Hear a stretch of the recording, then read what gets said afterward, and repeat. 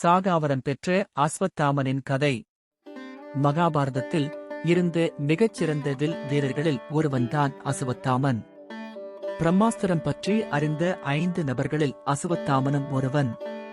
பல சிறப்புகள் பெற்று இருந்தும் திறமை இருந்தும் அசுவத்தாமன் அனைவராலும் வெறுக்கப்பட்டான். அதற்கு காரணம், அவன் சிறுவயது முதலே துரியோதனனுடன் சேர்ந்து பல அதர்மச் செயல்களுக்கு துணை போனதுதான்.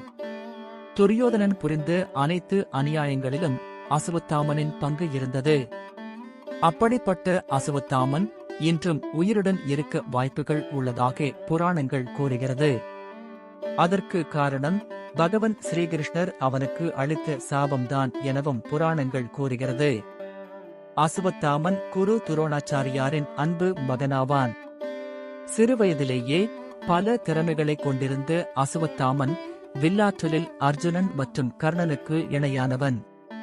சிறு வயதிலேயே தகப்பனார் துரோணரிடம் அடம்பிடித்து பிரம்மாஸ்திரத்தை பெற்றான். துருபத மன்னனை வெற்றி கொண்டு வென்ற ராஜ்யத்தில் பாதியை துருபதனிடம் கொடுத்துவிட்டான். மீதி ராஜ்யத்திற்கு மகன் அசுவத்தாமனை மன்னனாக்கினார் தகப்பனார் துரோணாச்சாரியார். சிறு வயது முதலே சுகபோக வாழ்க்கை மீது ஆசை கொண்ட அசுவத்தாமன் குருகுலத்திலேயே துரியோதனனுடன் சேர்ந்து அதர்மத்தின் பக்கம் சென்று விட்டான். கர்ணனுக்கு அடுத்த இடத்தில் துரியோதனன் அசுவத்தாமனை வைத்திருந்தான்.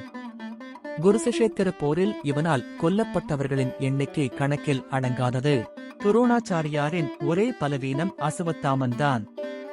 அதனை பயன்படுத்தித்தான் போரில் பாண்டவர்கள் குரு துரோணரை கொன்றனர்.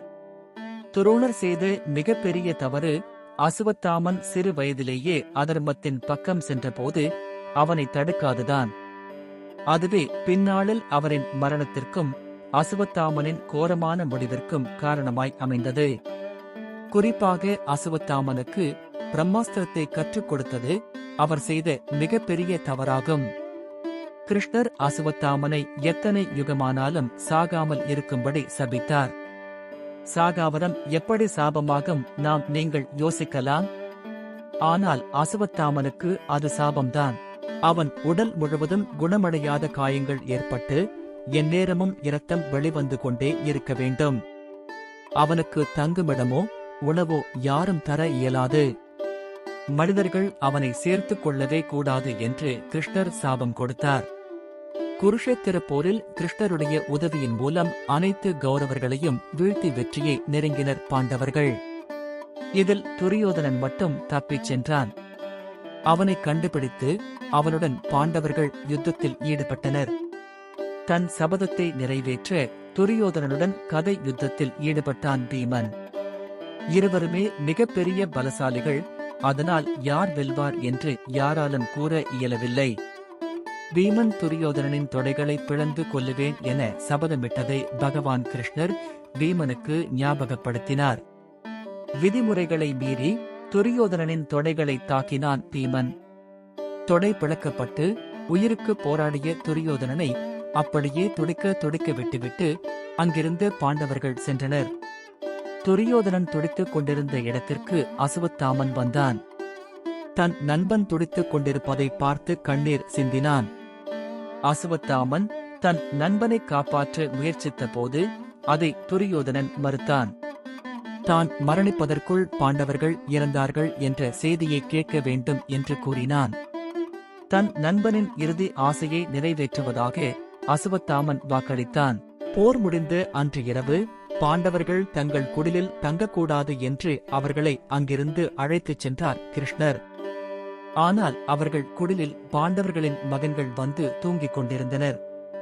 அதை அறியாமல் அங்கே வந்த அசுவத்தாமன் அங்கே இருந்து தன் தந்தையை கொன்ற திஷ்டத்துமனையும் உறங்கிக் கொண்டிருந்த இளம் பஞ்ச பாண்டவர்களையும் இரக்கமின்றி கொன்றான்.